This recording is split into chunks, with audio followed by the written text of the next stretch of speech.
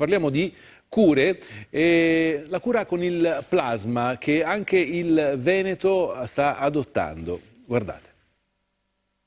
Vorrei chiarire, questa non è la cura della malattia, questa è una terapia collaterale che assieme ad altri farmaci potrà contribuire in attesa di avere il meglio delle terapie su cui tutto il mondo si sta impegnando. All'ospedale di Padova 12 pazienti tra i 50 e gli 80 anni colpiti da coronavirus e curati con il siero iperimmune, il plasma dei malati già guariti e in grado di combattere l'infezione.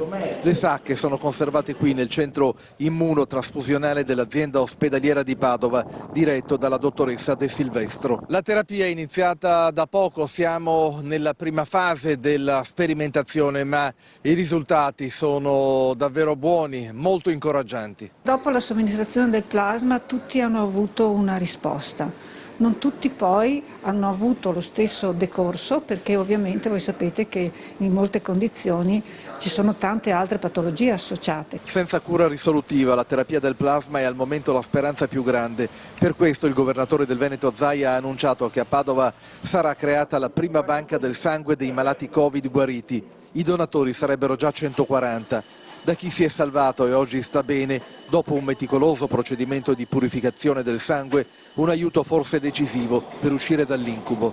Adesso molte sono le persone che sono guarite e quindi contiamo di poter continuare nell'attività di raccolta in maniera da garantire delle scorte nel caso che ci sia una recrudescenza.